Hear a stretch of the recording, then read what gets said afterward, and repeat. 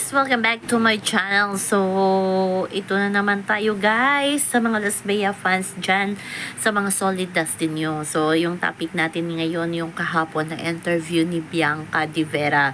Kahapon ay busog na busog tayo sa ayuda sa Bacolod, pero parang nanlumo ng hina ang Das Bea, lalo ng solid fans ni Dustin Yu sa sagot ni Bianca Di Vera sa tanong ni Tito Boy Abunda na kung sinong dadalhin niya sa langit at kung sinong dadalhin niya sa hell. At ang sagot ni Bianca na si Will ang sa langit kasi deserve daw yun ni Will na good things, at si Dustin daw deserve ni Dustin yung hell. So doon parang nanlamig, nanlumo lalo na yung Dustin yung solid fandom. Kasi na daw grabe yung effort nila na mawala yung bashing ni Dustin since na lumabas siya ng PBB at nag-okay na ngayon dahil sa trailer ng Love You So Bad na pinuri si Dustin. Ito na naman, pinagtawanan at naging laughing stock nga itong si Dustin sa FB daw at sa TikTok nang dahil dyan sa sagot ni Bianca, lalo na yung ginamit ni Bianca is deserve daw ni Dustin yung hell. Pero may explanation naman, yung parang may sense naman si Bianca kasi no choice daw si Bianca kasi kailangan niya ng mamili. So parang makikita mo din sa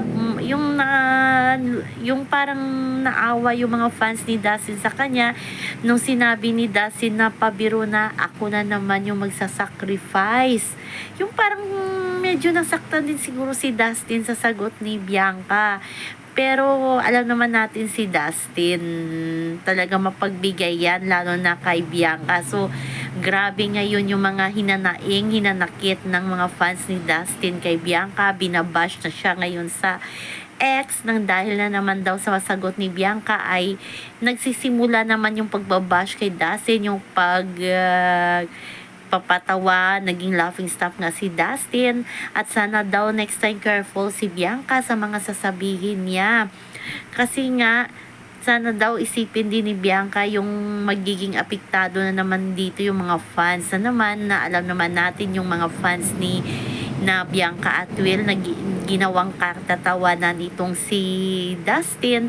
Isa na maging careful si Bianca kahit na ngayon ay promo ng kanilang movie.